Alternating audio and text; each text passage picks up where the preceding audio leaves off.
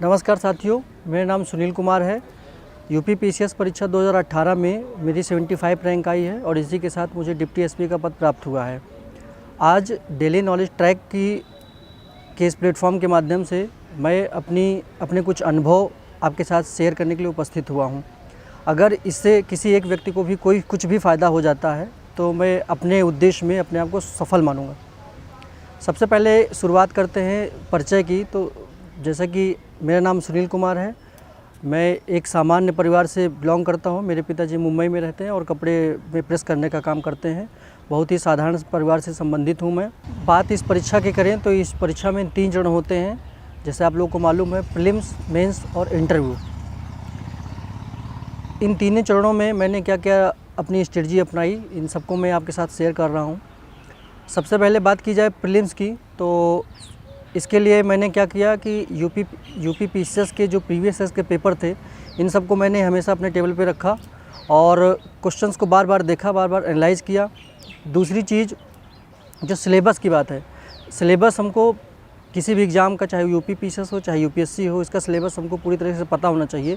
क्योंकि अगर हमको पता होगा कि डिमांड क्या है, तभी अगर जब हम सप्लाई के लिए चीज़ें कंटेंट इकट्ठा करेंगे तब उसको हम अच्छे से चीज़ों को छाँट पाएंगे। तो इसके लिए सिलेबस को बहुत ही अच्छे से, बहुत ही ध्यान से करने की ज़रूरत होती है। तो मैंने यूपी प्रीवियस ईयर के पेपर्स, क्वेश्चन पेपर और सिलेबस, इन सब को ध्यान रखा। इसके साथ ही कुछ मार्केट में बहुत सी कोचिंग के टेस्ट सीरीज आते हैं, तो उन सबको भी सॉल्व करने का प्रयास किया। और दूसरी जो मेरी जो सबसे मतलब महत्वपूर्ण बात यह है कि जो प्रारंभिक परीक्षा है, इसमें 2 पेपर्स होते हैं। एक तो जनरल स्टडीज़ का होता है, दूसरा सीसेट का होता है। तो कुछ बच्चे ऐसे हैं जो सीसेट को बहुत ही इग्नोर करते हैं। उनको लगता है कि मतलब ऐसा ही है, गुणा भाग जोड़ घटाना, इसको ऐसे ही कर लेंगे।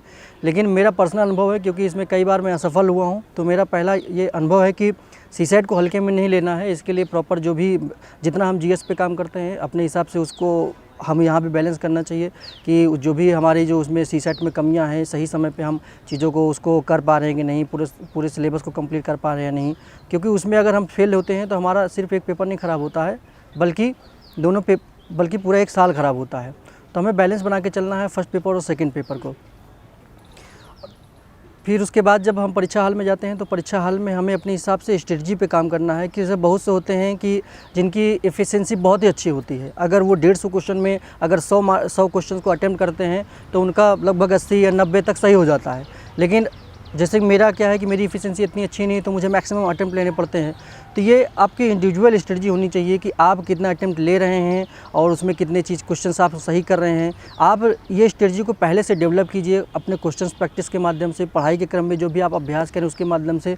लास्ट टाइम पे जाके वहाँ पे आपके एग्ज़ाम हॉल में आपने स्ट्रेटजी नया बनाने की कोशिश कीजिए कि मैं वहाँ पर नया स्ट्रेटजी अपनाऊँगा। जिस स्ट्रेटजी को आपको वहाँ अपनाना है, उस स्ट्रेटजी पर आप शुरुआत से लेकर अंत तक काम कीजिए कि मुझे इतने अटेम्प्ट करने, इतने नहीं अटेम्प्ट करने हैं।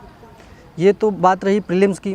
प्रीलिम्स के लिए जो बेसिक जो किताबें होती हैं, मैंने उन सबको ही फॉलो की हैं।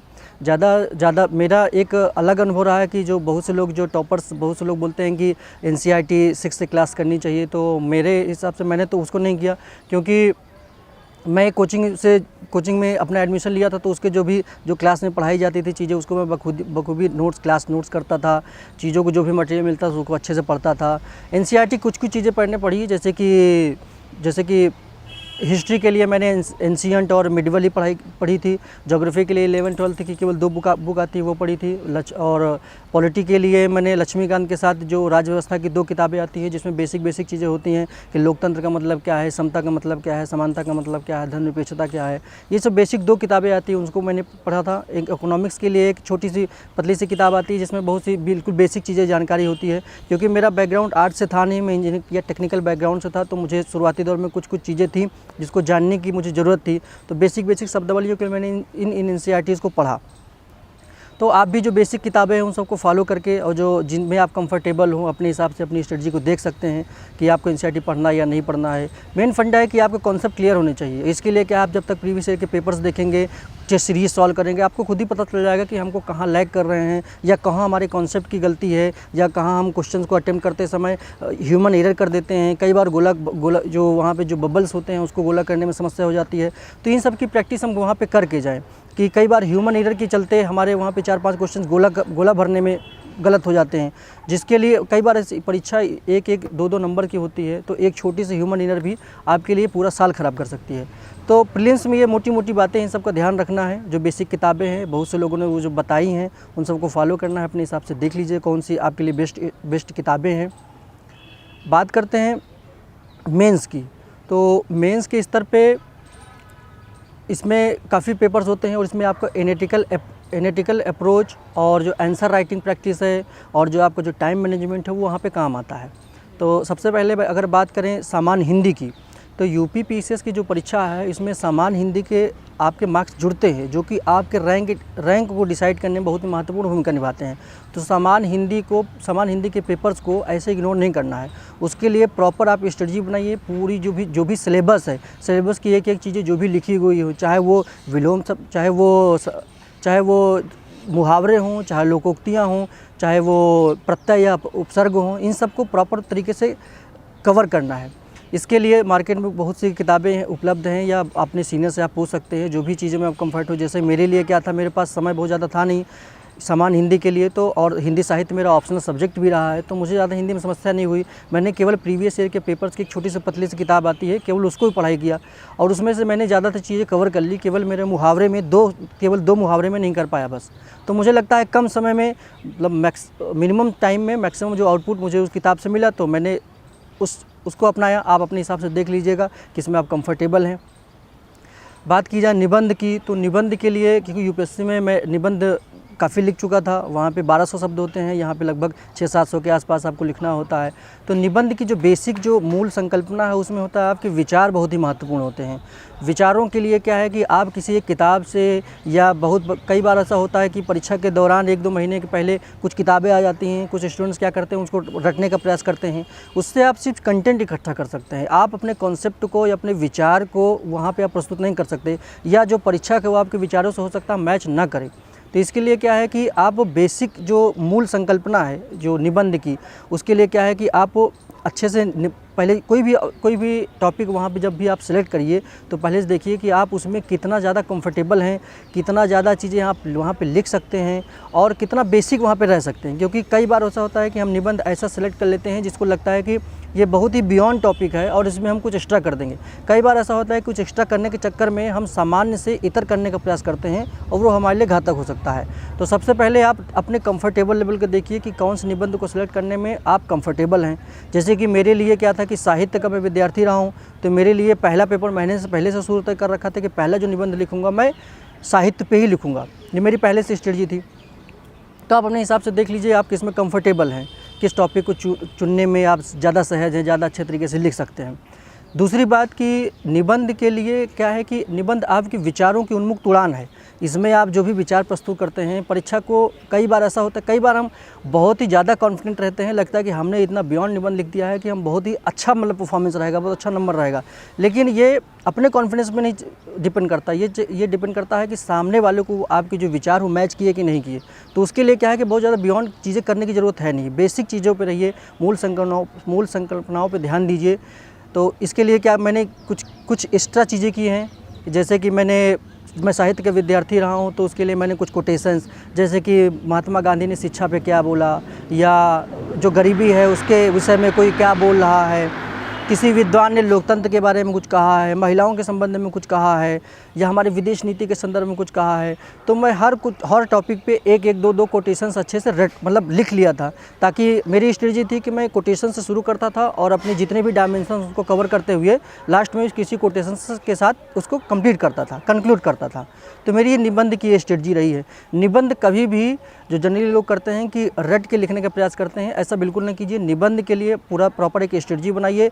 और दूसरी बात कि आप निबंध लिखिए, निबंध लिखने से डरिए नहीं, निबंध लिखिए। कई बार हमको लगता है कि हम एकदम परफेक्ट निबंध लिखेंगे, कोई पढ़ेगा उसके बाद वो बहुत ज़्यादा प्रेरित हो जाएगा या बहुत ज़्यादा हमसे इम्प्रेस हो जाएगा, तो ऐसा करने की प्रयास न कीजिए। सामान्य निबंध लिखिए, सामान्य बने रहने की कोशिश कीजिए। आप लिखते रहिए लगातार। जो भी आपकी कमियां हैं अपने मित्र निबंध लिख के अपने दोस्तों को दिखाइए, अपने सीनियर्स को दिखाइए। कई बार कुछ कोचिंग इंस्टीट्यूट कराते हैं, आप उनका भी सहारा ले सकते हैं अपने हिसाब से, जिसमें आप कंफर्टेबल हो। तो निबंध के लिए मैंने ये चीज़ें की थी। बात रही जीएस के जो 4 पेपर हैं, इनके लिए मैंने सबसे पहले मेरा ये उद्देश्य था कि मेरा कंटेंट ठीक ठाक हो।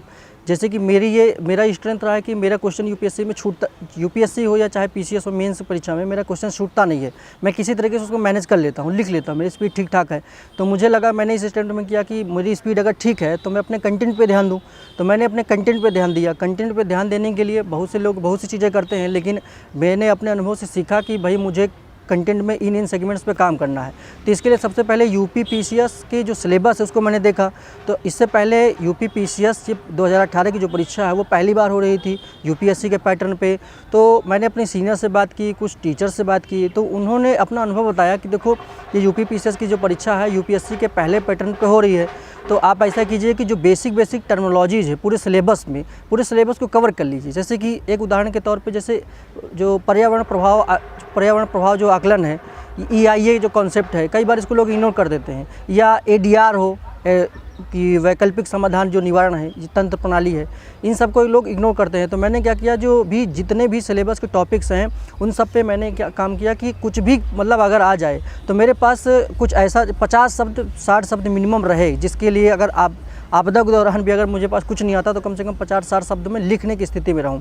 तो मैंने इसके लिए क्या किया, खासकर सेकंड और थर्ड पेपर के लिए मैंने बहुत सी बेसिक, जैसे कि विजन 365 आता है तो उसमें बहुत सी चीज़ें करंट अफेयर्स की या बहुत सी बेसिक चीज़ें कवर होती हैं। तो मैंने उसमें से बहुत सी चीज़ें, छोटे पॉइंट्स को नोट कर लिया। जैसे कुछ फैक्ट्स हैं उनको नोट कर लिया, कोई इंटरनेशनल बॉडी कोई रिपोर्ट है उसको नोट कर लिया, कुछ किसी सरकार ने कुछ कुछ उसमें कुछ कहा है तो उसको नोट कर लिया, या कोई बजट में या इकोनॉमिक सर्वे में कुछ बहुत ही स्पेशल पॉइंट्स है उनको नोट कर लिया। इसलिए नहीं नोट कर लिया कि इसको मुझे वहाँ पे प्रोड्यूस करना है, इसलिए कि ये मेरे एज अ रॉ मटेरियल काम करेगा कि अगर कोई भी पॉइंट आएगा, इस पॉइंट्स को मैं निबंध में यूज़ कर सकता हूँ, अपने GS के फोर्स किसी भी पेपर में यूज़ कर सकता हूँ। मैंने एक ऐसा raw material A4 size paper में तैयार कर लिया था और एग्ज़ाम से पहले इन सबको रिवाइज़ किया था। इसके लिए मैंने जो विजन्स की जो टेस्ट, जो यूपीएससी के पहले तो यूपीएससी के जो पेपर्स होते हैं उन सबको ध्यान दिया कि भाई इसी में से अगर कुछ क्वेश्चंस हो गए तो इसी के पैटर्न पे आएगा। लेवल उतना ज़्यादा भले ना हाई रहे लेकिन इसी बेस पे तो आएगा। तो मैंने यूपीएससी के जो प्रीवियस के पेपर्स थे, खासकर जो अभी 2014-15 से जो हुआ है उसको अच्छे से किया। उसके बाद मैंने विजन्स के मार्केट से विजन के पेपर लाए जो 2018 के जो मेंस के टेस्ट सीरीज थे, उसमें बहुत सी चीज़ें थी जो करंट अफेयर्स उससे तैयार हो गई। और उसके बाद जो मेंस 365 आता है उसमें से बहुत सी चीज़ें थी उससे वो तैयार हो गई। न्यूज़पेपर डेली में पढ़ता था, उसमें जो भी कोई चीज़ें कुछ भी चीज़ लगी, जैसे कि कोई फैक्ट आ गया, कोई रिपोर्ट आ गई, या कोई बहुत अच्छा केस स्टडी मिल गया, जैसे किसी ने बहुत अच्छा काम कर दिया किसी की गांव में किसी इंटरनेट को पहुंचाने में, या कोई महिला संगठन के बारे में कोई एक NGO बहुत अच्छा काम कर रहा है तो उसको मैंने अपने नोट कर लिया और इसको बार बार दिमाग में रखा ताकि ये कहीं भी आएगा तो उसको मैं उसमें पुट अप कर सकता हूँ। फर्स्ट पेपर के लिए जो भी फर्स्ट पेपर में क्या होता है, बेसिकली एकदम स्टैटिक पोर्शंस होते हैं। हिस्ट्री होता है, ज्योग्राफी होता है, आर्ट एंड कल्चर्स होता है, सोसाइटी होता है। इन सब के लिए जो भी मेरी जो कोचिंग के नोट्स थे या जो भी मटेरियल था उन सबको मैंने अच्छे से पढ़ा, रिवाइज़ किया बार बार। और सोसाइटी में मैंने ये ध्यान दिया कि जब सोसाइटी या सोशल जस्टिस के जो क्वेश्चंस हैं उनको करते समय करंट से रिलेटेड अगर कोई भी घटना होती है तो उसको मैं वहाँ पे ऐड करूँ। तो ये चीज़ें मैंने की। फोर्थ पेपर के लिए क्या है कि फोर्थ पेपर के लिए मैंने एक कोचिंग का मटेरियल था उसको मैंने बार बार पढ़ा और उसमें जो बेसिक टेक्निकल शब्दावलियाँ होती हैं उनकी बेसिक अंडरस्टैंडिंग बनाई। और ये कोशिश किया कि जब मैं वहाँ मुख्य परीक्षा में लिखूँ तो मुझे उस टेक्निकल वर्ड को हूबहू वहाँ पे नहीं उतार देना जो परिभाषा उस मटेरियल में दी गई है, बल्कि उसमें मैं अपने तरीके से मैंने क्या समझा, बेसिक चीज़ें उसमें जोड़ूँ। और उसके बाद करंट अफेयर से कुछ चीज़ें अगर मुझे वहाँ पे मिल रही हैं तो वहाँ पे उसको मैं जोड़ के लिखने का प्रयास करूँ। और जो केस स्टडी का जो पोर्शन है, केस स्टडी में मैंने ये कोशिश की कि मैं आदर्श बातें नहीं लिखूंगा। मेरी स्ट्रेटजी ये रही कि मैं व्यवहारिक बातें लिखूंगा, प्रैक्टिकल बातें लिखूंगा। जो भी बातें प्रैक्टिकल होती हैं उन्हीं के बेस पे मैं अपनी केस स्टडी को सॉल्व करने का प्रयास करूंगा। तो मैंने यही किया। सेकंड और जो थर्ड पेपर है हिंदी माध्यम के लिए ये चुनौती भरा रहता है, क्योंकि इसमें कई बार नंबर स्टूडेंट्स की शिकायत रहती है कि नंबर नहीं आते हैं। तो इसके लिए कुछ चीज़ें मैंने अपनाई हैं, अगर उससे किसी को लाभ हो सकता है तो अच्छी बात है। जैसे कि सेकेंड पेपर में हम सिलेबस देखें कि बहुत ही डायनेमिक सिलेबस है, उसमें आप स्टैटिक सिलेबस नहीं है और उसमें सारे कंटेंट किसी एक किताब से या किसी एक मटेरियल से नहीं मिलेंगे। उसके लिए आपको इंटरनेट की सहायता लेनी पड़ेगी। जैसे कि उसमें सोशल जस्टिस है। सोशल जस्टिस के लिए सबसे पहले क्या, सोशल जस्टिस के लिए जो भी सरकार की जो नीतियाँ हैं, जैसे कोई समस्या है, जैसे महिलाओं की कोई समस्या है, पोषण की समस्या है, तो इन समस्याओं को आप पहले जानिए। उसके बाद उसके लिए सरकार क्या काम कर रही है और और हम क्या नया कर सकते हैं, कुछ जो उसमें सॉल्यूशंस हैं हम वो बताने का प्रयास कीजिए। और उसके बाद जैसे कि इंटरनेशनल रिलेशन है, इंटरनेशनल का जो रिलेशन का जो पूरा जो टॉपिक है वो पूरा ही डायनेमिक होता है, पूरा डायनेमिक। तो इसके लिए क्या है कि किसी कोचिंग का मटेरियल का एक जो कंपाइलेशन होता है पूरे साल भर का, उसको आप उठा लीजिए और उसमें से देख लीजिए। खासकर इस पे ध्यान देना है कि जो पड़ोसी हमारे देश हैं, जो भारत और जो पड़ोसी इसके साथ पड़ोसी देश हैं, उसके साथ हमारे जो संबंध है उस पर पर्टिकुलर ध्यान देना है। दूसरी बात कि कई बार होता है पूरे साल भर कुछ देशों से हमारा संबंध बहुत ही मतलब उतार चढ़ाव भरा या चर्चा में रहता है, तो उस देश के साथ पर्टिकुलर संबंध जो है हमारे जो इकोनॉमिक हैं, रणनीतिक हैं, रक्षा संबंध है, तो इन सब या कल्चरल डिप्लोमेसी हमारी को हम बढ़ावा दे रहे हैं, सरकार उस देश के साथ पर्टिकुलर फोकस कर रही है, तो उसके संबंधों को हम अच्छे से तैयार कर लें। तो मुझे लगता है कि IR बहुत ही डायनेमिक टॉपिक है, तो उसमें चीज़ों को जैसे कुछ चीज़ें हैं बहुत बेसिक है, जैसे किसी भी देश के साथ जो हमारा संबंध बनता है तो वो हमारा इकोनॉमिक फ्रंट पे हो सकता है, तो इकोनॉमिक फ्रंट पे आप तैयार कर लीजिए कि भाई किसी देश के साथ हमारा बायलैटरल ट्रेड कितना है, किसी के साथ हमारे साथ वो FTA है कि नहीं है, हम उनसे क्या चीज़ मंगवाते हैं क्या नहीं मंगवाते हैं, रक्षा के क्षेत्र में हमारा कितना उसमें उसके साथ मतलब कंपैटिबिलिटी है, या हमारे साथ कल्चरल डिप्लोमेसी किसी के साथ मैच कर रही है कि नहीं कर रही है, या सरकार कुछ योजनाएँ ला रही है, जैसे कि ये जो वर्तमान सरकार है ये जो प्रवासी जो डायस्पोरा है उसके लिए हमेशा एक नई नीतियाँ, या जहाँ भी जाते हैं हमारे माननीय प्रधानमंत्री जी तो वहाँ हमेशा ही संबोधित करते हैं।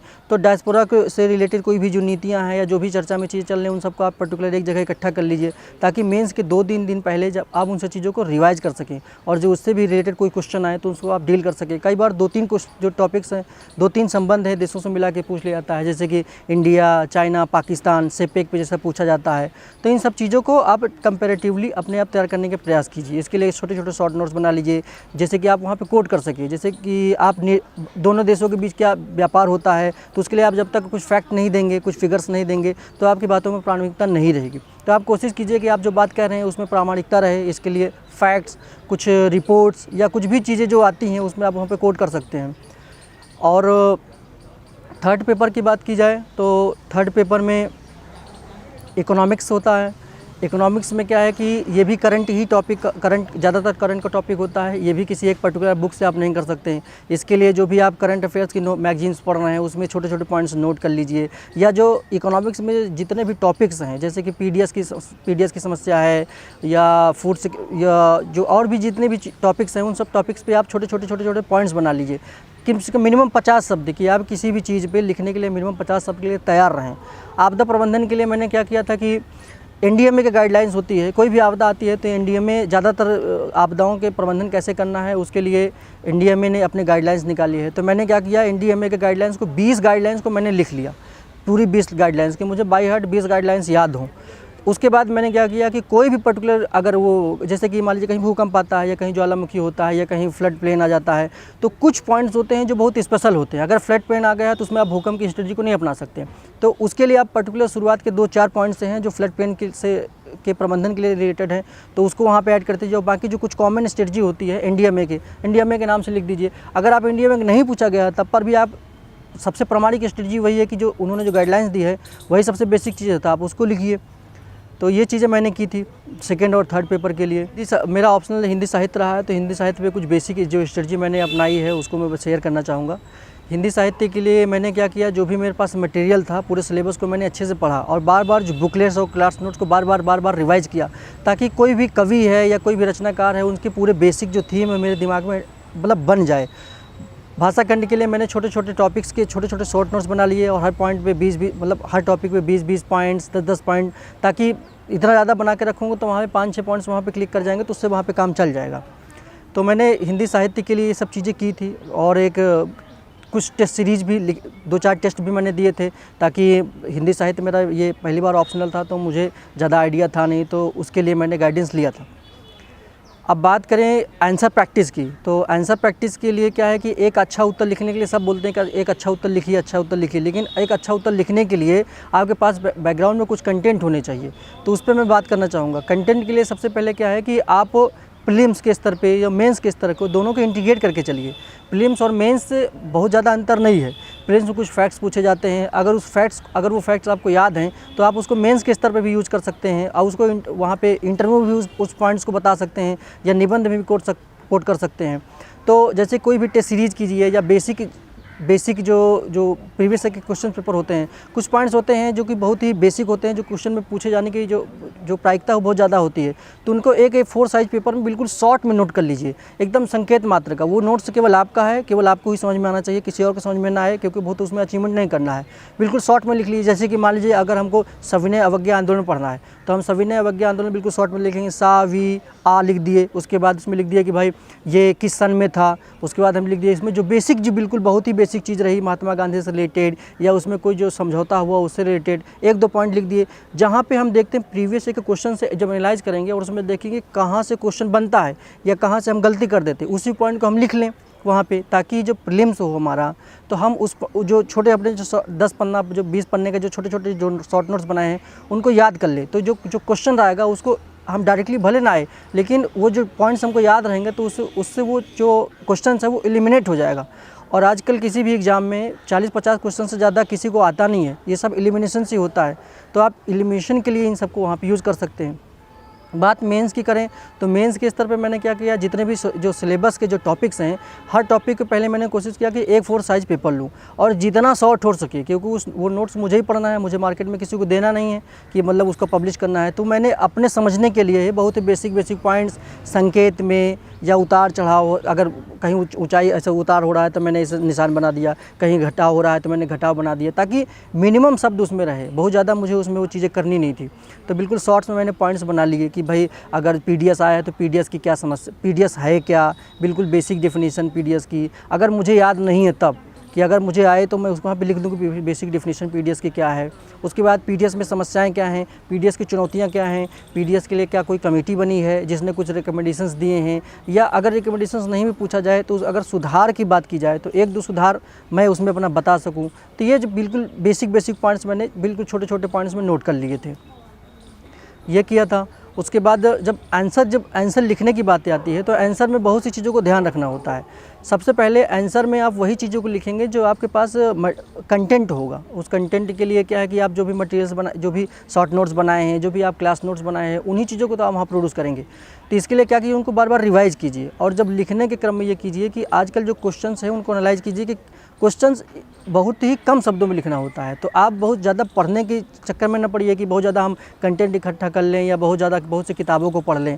इसके लिए क्या कीजिए, जो भी पढ़िए, जितना भी पढ़िए, बहुत ही कंक्रीट पढ़िए और उसको नोट भी करते रहिए। क्योंकि मेरा मानना है कि जो भी चीज़ जो भी कंटेंट आप बहुत अच्छे से पढ़ लीजिए, बहुत अच्छे से आपको वर्तमान में तैयार हो, लेकिन परीक्षा ये लंबे ड्यूरेशन की होती है, 1 साल की होती है। तो आप एग्ज़ाम हॉल में जिस चीज़ों को न ले जा पाएँ तो उस कंटेंट का, वो कितना भी अच्छा कंटेंट हो, वो बहुत आपके काम का नहीं है। तो मेरा मानना है कि जितना भी बेसिक चीज़ें लगे कि हाँ ये एग्ज़ाम में पूछा जा सकता है, किसी भी स्टेट में हमको काम आ सकता है, तो उसको आप A4 साइज पेपर में नोट करते रहिए। जैसे अगर आप पेपर भी पढ़िए तो पेपर में बहुत सी चीज़ें होती हैं जो कि आती रहती हैं, केस स्टडी आता रहता है, कुछ करंट अफेयर्स के घटनाक्रम हो जाते हैं, तो उनको आप वहाँ पे नोट कर लीजिए, ताकि जब उदाहरण हो, चाहे 4th पेपर में हो, चाहे 2nd पेपर में हो, 3rd पेपर में हो, उसको अपने कंपैटिबिलिटी के हिसाब से आप वहाँ पे यूज़ कर सकते हैं। तो आपके क्वेश्चन में एक डायनेमिज्म भी बना रहेगा, प्रामाणिकता भी बनी रहेगी, प्रासंगिकता भी बनी रहेगी कि ये बच्चा जो एग्जामिनर है उसको लगेगा हाँ ये बच्चा चीज़ों को जानता है, चीज़ों को करंट से रिलेट कर पा रहा है, ये बहुत ही प्रासंगिक है। तो इस चीज़ का आपको लाभ मिलेगा। जब आंसर प्रैक्टिस की बात होती है तो आंसर में मैंने कुछ चीज़ों को बहुत ही बेसिक ध्यान दिया। जैसे कि मैं ये कोशिश करूँ कि अगर मेरी स्पीड कम है तो मैं चीज़ों को कम में ही ख़त्म कर दूँ। जैसे कि वर्ड लिमिट को अगर मैं किसी भी क्वेश्चन में वर्ड लिमिट को क्रॉस करूँगा तो मेरा दूसरा क्वेश्चन जो है छूट जाएगा। तो मैंने ये सोचा था कि जितने भी क्वेश्चन आते हैं मुझे किसी क्वेश्चन को छोड़ना नहीं है, चाहे वो मुझे क्वेश्चन आता हो या ना आता हो। मैंने सारे क्वेश्चन को लिखने का प्रयास किया, क्योंकि आप सारे प्रश्नों पे 100% नहीं लिख सकते हैं। कुछ प्रश्नों में जैसे कि अगर 20 क्वेश्चन है तो उसमें आप 10 में बहुत अच्छा लिखेंगे, 5 में अच्छा लिखेंगे, कुछ क्वेश्चन को आप एवरेज लिखेंगे, कुछ क्वेश्चन को आप पहली बार वहाँ पे पढ़ के लिखेंगे यार ये क्या आ गया, तो आपको वहाँ पहली बार भी ऐसा करना पड़ेगा। तो इसके लिए आपको बिल्कुल आपको जो बेसिक नॉलेज है उसके हिसाब से आपको वहाँ पर काम करना पड़ेगा। आंसर प्रैक्टिस की जब बात आती है तो मैंने क्या किया, जो क्वेश्चन है उसको ध्यान से पढ़ा, और क्वेश्चन को पढ़ते समय भी मैंने ये ध्यान दिया कि जो कीवर्ड्स होते हैं, जैसे कोई क्वेश्चन, जैसे कि मान लीजिए कि महात्मा गांधी के असहयोग आंदोलन के बारे में पूछा गया, तो असहयोग आंदोलन में जैसे पूछा है कि राष्ट्रीय आंदोलन में महात्मा गांधी की क्या भूमिका है, या क्वेश्चन पूछा सकता है कि महात्मा गांधी की राष्ट्रीय आंदोलन में महात्मा गांधी की भूमिका का आलोचनात्मक परीक्षण कीजिए। तो मैंने जो राष्ट्रीय आंदोलन है उसमें जो भूमिका है, इन सब चीज़ों को कीवर्ड्स के तौर पे अपना रिकॉग्नाइज कर लिया कि ये चीज़ें हैं, इन्हीं के बेस पे पूरा क्वेश्चंस बनाया गया है। उसके बाद जो टेल वर्ड होते हैं, कई बार क्वेश्चन में पूछा जाता है आलोचनात्मक परीक्षण कीजिए, कई बार कहता है विश्लेषण कीजिए, कई बार कहता है डिस्कस कीजिए। तो ये जो एग्जामिनर है जिसने इन शब्दावलियों को प्रयोग किया, वो बहुत ही, हम स्टूडेंट के तौर पे उसको बहुत हल्के में ले लेते हैं, लगता है कि चलो ये ऐसे ही है, लेकिन ऐसा नहीं है। वो जो पुछल्ले शब्द, जो टेल वर्ड होते हैं, वो पूरे क्वेश्चन की जान होते हैं, वो पूरे क्वेश्चन की डायमेंशंस को तय करते हैं कि आपको किस डायमेंशंस में कितना बैलेंस रखना है, कितना ज़्यादा चीज़ों को लिखना है। तो उसको पूरा प्रॉपर तरीके में लिखिए। जैसे कि क्वेश्चन में अगर लिखा है कि भाई कि राष्ट्रीय आंदोलन में महात्मा गांधी की भूमिका का आलोचनात्मक परीक्षण कीजिए, तो आप आलोचनात्मक परीक्षण के दौरान आप आलोचनाएं भी कीजिए, सकारात्मक पॉइंट भी बताइए और इसके साथ एक संतुलित निष्कर्ष भी दीजिए। अगर कहीं व्याख्या पूछा गया है तो व्याख्या के हिसाब से बताइए, अगर कहीं पूछा गया है तो कि इसका वर्णन कीजिए तो वर्णन के हिसाब से बताइए। यह सब टेल वर्ड पर बहुत ज़्यादा ध्यान रखना है। इसी से आपके जो उत्तर की जो रूपरेखा है वही डिसाइड होगी। दूसरी बात, जो क्वेश्चंस होते हैं वो एक ही क्वेश्चन में कई पार्ट्स आते हैं, तो आप किसी एक पार्ट पे बहुत ज़्यादा अगर विस्तार दे देंगे तो दूसरा पार्ट छूट जाएगा। अगर दूसरा पार्ट छूट जाए उसका नंबर आपको मिलेंगे नहीं। किसी भी एक पार्ट में बहुत अच्छा लिखेंगे तो उसकी लिमिट नंबर है उतना ही मिलेंगे। तो आप कोशिश कीजिए सारे डायमेंशंस में बेहतर, मतलब कुछ ना कुछ तो लिखिए, भले आपको नहीं आता लेकिन वहाँ पे कुछ ना कुछ लिखिए, सारे डायमेंशन को कवर कीजिए, तभी आपको एग्जामिनर को प्रभावित कर पाएंगे। दूसरी बात कि जो आंसर लिखते समय जितने भी आपके साथ मेंस में परीक्षार्थी बैठ रहे हैं उन सब का नॉलेज बेस आपसे बराबर है। आप उसमें आप आगे निकलना चाहते हैं तो आपको परीक्षार्थी को जो एग्जामिनर उसको प्रभावित करना पड़ेगा। वो प्रभावित आप कैसे कर पाएंगे, जब आपकी वो कॉपी में दिखना चाहिए। कॉपी में दिखने के लिए क्या है कि आप अपने उत्तर को कुछ डायग्राम के माध्यम से, अपनी बातों को डायग्राम्स के माध्यम से रखिए, कुछ फ्लो चार्ट बना दीजिए, कुछ बेसिक जो उदाहरण हैं उनको जो है नोट कर लीजिए। कुछ चीज़ों का बॉक्स बना सकते हैं, कई पाई चार्ट बना सकते हैं, कई बार डायग्राम में बना सकते हैं। इन सब चीज़ों को ध्यान दीजिए, क्योंकि यही सब चीज़ें हैं जो कि आपको आपके जो कंपटीटर हैं उनसे 1-2 नंबर बढ़त लेने में मदद करेंगे। और एक नंबर आपके हर क्वेश्चन, अगर आपके हर पेपर में 10 नंबर या 5 नंबर भी बढ़ जाते हैं तो आप अपने कंपटीटर से कितने ज़्यादा आप आगे बढ़ सकते हैं, आपका इसका अनुमान नहीं है। तो कोशिश कीजिए कि हर क्वेश्चंस को आप एक अच्छे तरीके से प्रेजेंट कीजिए और शब्द सीमा को क्रॉस न कीजिए, सारी चीज़ों को अच्छे से बैलेंस बना के लिखिए। ये बेसिक चीज़ें हैं, इसको आप ध्यान रख सकते हैं। प्रीलिम्स मेंस के बाद इंटरव्यू 3rd स्टेज आता है। इंटरव्यू के लिए क्या है कि मैं इससे पहले यूपीएससी के 2 इंटरव्यू दे चुका हूँ, तो वो अनुभव मुझे काम आया। क्योंकि लॉकडाउन का दौरान था तो यहाँ पे किसी कोचिंग में जाके या कहीं भी, मतलब मेरे लिए मॉक देना बहुत ज़्यादा संभव नहीं था और मुझे लगता है कि मुझे ज़रूरत भी नहीं थी। तो मैंने क्या किया, अपने सीनियर से, जिन लोगों ने पहले यूपी पीसीएस में इंटरव्यू दे रखा है या यूपीएससी में इंटरव्यू दे रखा है, तो मैंने उनसे हेल्प लिया। उनसे पूछा कि इनका टेम्परामेंट कैसे होता है, कैसे किन किन चीज़ों पे फोकस करना पड़ता है। तो उन सब के लिए मैंने कई लोगों से पूछ के अपना एक कॉमन स्ट्रेटजी बना लिया। उसके लिए सबसे पहले मैंने अपने जो है डैप पे ध्यान दिया। यहाँ पे हालांकि डैप होता नहीं, लेकिन भी जो भी अपनी बेसिक चीज़ें हैं, जैसे आप किस इलाके से हैं, किस डिस्ट्रिक्ट से हैं, या आपका ऑप्शनल सब्जेक्ट क्या है उस पर। क्योंकि मेरा जो टेक्निकल बैकग्राउंड था उसके बाद मैंने हिंदी साहित्य लिया था, तो उसके मुझसे ये क्वेश्चन जाहिर सी बात है कि मतलब मेरा जो इंटरव्यू है वो साहित्य पे ही होने वाला था, क्योंकि मेरा बैकग्राउंड और जो ऑप्शनल सब्जेक्ट मैच नहीं करता था। तो मैंने अपने ऑप्शनल सब्जेक्ट पे जो भी क्वेश्चंस बनते हैं उस पर अपना प्रीवियस ईयर के जो क्वेश्चंस पेपर्स हैं, जैसे इंटरव्यू की जो स्क्रिप्ट आती है उस पर ध्यान दिया कि भाई पिछले साल इंटरव्यू में हिंदी साहित्य से क्या क्या क्वेश्चन पूछे गए, उन सबको मैंने नोट डाउन कर लिया, उसके आंसर बनाए। और मैं किसी भी क्वेश्चन, कोई भी इंटरव्यू की जो जवाब देना है उसको मैं स्क्रिप्ट कर लेता था कि इस क्वेश्चन पे अगर इस तरह का पूछा गया तो मैं कितने शब्दों में कैसे बोलूँगा। उसको मैं कई बार स्क्रिप्ट लिख लेता था कि ऐसे बोलूँगा कि सर या मैम, या जो भी चीज़ें मुझे वहाँ बोलना है उसकी मैं पहले से प्रैक्टिस करता था कि मैं इसे लिख लूँ, मुझे ये चीज़ें बोलना है। उसके बाद मैंने अपने टेक्निकल, जो मेरा जो इन्फॉर्मेशन टेक्नोलॉजी बैकग्राउंड था, तो डिजिटल इंडिया या इन्फॉर्मेशन टेक्नोलॉजी, गवर्नेंस पे जब काम चल रहा है तो इन सब चीज़ों को मैंने अच्छे से बेसिक चीज़ों को तैयार किया। बेसिक शब्दावलियाँ, जैसे कि राउटर्स क्या होते हैं, इंटरनेट क्या होता है, इंटरनेट का मालिक कौन होता है, ये सब बेसिक चीज़ों को वहाँ पर मैंने कवर कर लिया। इंटरनेट के माध्यम से, कुछ सीनियर्स के माध्यम से पूछ के ये चीज़ें तैयार कर ली। उसके बाद कुछ सिचुएशनल जो क्वेश्चंस होते हैं, सिचुएशनल क्वेश्चंस के लिए मैंने ये रणनीति अपनाई थी कि अगर कोई भी सिचुएशनल क्वेश्चन आएगा तो उसके लिए मैं कोई आदर्श बातें नहीं करूँगा कि बिल्कुल लगे एग्जामिनर को ये आदर्श बातें कर रहा है। मैं बिल्कुल धरातल की बातें करूँगा, बेसिक बातें करूँगा, सैद्धांतिक बातें नहीं करूँगा। तो मैंने ये रणनीति अपनाई थी। उसके बाद मैं अपने इंटरव्यू के कुछ अनुभव शेयर करना चाहता हूँ जो कि बहुत ही मेरे लिए यूनिक रही। जैसे हमारे एक मित्र थे, उन्होंने कहा था कि देखिए यूपीएससी का इंटरव्यू और यूपीपीसीएस का इंटरव्यू दोनों के टेम्परामेंट में कुछ डिफरेंसेस है। जैसे कि वहाँ पे कुछ अलग टेम्परामेंट होता है, लेकिन यहाँ जो टेम्परामेंट होता है, आप वहाँ पे क्वेश्चंस के आंसर बताने पे आपको नंबर नहीं मिलेंगे। जैसे बहुत से हमारे दोस्त हैं, वो क्वेश्चन के सारे क्वेश्चंस का और उत्तर देते हैं, लेकिन लास्ट में कहते हैं कि नंबर अच्छे हमको मिले नहीं। तो मैंने कहा कि सर इस समस्या से कैसे निदान पाना है, तो उन्होंने अपना अनुभव बताया था कि आप इंटरव्यू में बिल्कुल सौम्य रहिए। कोई क्वेश्चन पूछा जाए तो आप सौम्यता के साथ उत्तर दीजिए, नहीं आता है तो आप सौम्यता से बोल दीजिए कि सर सॉरी सर कहने में कोई दिक्कत नहीं। क्योंकि कई बार हम अति उत्साहित होकर एग्जामिनर को ऐसे जवाब दे देते हैं जिससे कि वो इरिटेट हो जाते हैं, और जाहिर सी बात है कि अगर हमसे गुस्सा हो जाएंगे तो हमको नंबर्स नहीं मिलेंगे। तीसरी बात कि मैंने ये ध्यान दिया कि उनको रिगार्ड्स देना है। उनको, वो इतने बड़े लोग होते हैं, उनकी ज़िंदगी में इतने अनुभव होते हैं, तो उनको रिगार्ड्स देना है, उनको सम्मान देना है। जैसे कि फॉर एग्जांपल, जैसे कि अगर आपसे कुछ पूछा जाए इंटरव्यू के दौरान कि आपकी इस कमरे में ये कुछ तस्वीरें लगी हैं, इन सबको आप देखिए, पीछे मुड़ के देखिए और इसमें बताइए कि, जैसे मैं अपना केस बता रहा हूँ कि मुझसे पूछा गया कि मेरा डॉक्टर किशनवीर सिंह साग सर के बोर्ड में था, तो वहाँ पे एक मुझसे क्वेश्चन पूछा गया कि इस कमरे में कबीर का कोई एक शिष्य है, इसमें तस्वीरें लगी, उसमें से किसी को पहचानिए। तो एक तो इसके लिए दो तरीके हैं। एक तो पहले जैसे उन्होंने कहा वैसे ही मैं पीछे मुड़ के देखने लगूँ, लेकिन मेरे सीनियर ने बताया था कि अगर इस तरह का सिचुएशन बनता है तो आप उनसे प्रॉपर परमिशन ले लीजिए कि सर आपने क्वेश्चन किया है, क्या सर आपकी अनुमति है, मैं पीछे मुड़ के देख सकता हूं। तो इससे उनको लगेगा कि बच्चा कितना सौम्य है, क्योंकि उनको लगता है कि अगर ये प्रशासन में कोई व्यक्ति जा रहा है और अगर हमारे सामने अगर इतना ईगो रखता है या इतना एटीट्यूड रखता है, तो वो जो सामान्य गरीब तबका लोग है, जो सामान्य व्यक्ति जो प्रशासन में लोग आपसे रोज़ मिलेंगे, ये उनके साथ कैसे व्यवहार करेगा। तो मुझे यह था कि मेरा व्यवहार बिल्कुल सौम्य रहे। तो जब उन्होंने पूछा कि आप तस्वीर पीछे मुड़ के देखिए और कबीर के शिष्य को बताइए, पहचानिए, तो मैंने उनसे अनुमति ली कि क्या सर आपकी अनुमति हो तो सर मैं पीछे मुड़ के देख सकता हूँ। तो वो बड़े ही सहर्ष जो है, बहुत ही खुशी से उन्होंने कहा कि हाँ प्लीज़ देखिए। एक तो ये बात हो गई।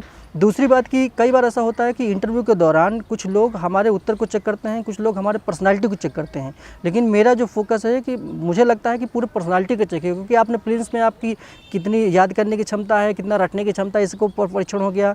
मेंस में आपका ये हो गया कि आप कितना लिख पाते हैं, कितना लिखित रूप में कितना लोगों को इम्प्रेस कर पाते हैं, कम्युनिकेट कर पाते हैं, ये हो गया।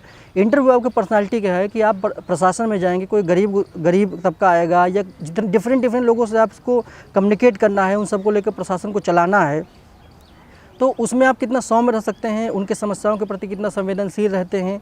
इसके लिए वो आपके हर स्टेप को, हर मोमेंट को चेक करते हैं। जैसे कई बार होता है इंटरव्यू के दौरान चेयरमैन सर उठ जाते हैं और कुछ कैंडिडेट होते हैं चुपचाप बैठे रहते हैं। तो मेरे सीनियर ने कहा कि अगर जैसे ही चेयरमैन सर उठ जाएं, ये वैसे भी कॉमन शिष्टाचार होता है कि अगर हमारे बीच में अगर कोई बुजुर्ग है, अगर वो हमसे सीनियर है, अगर उठ गया है तो हमारा नैतिक जिम्मेदारी बनता है कि हम उठ जाएँ।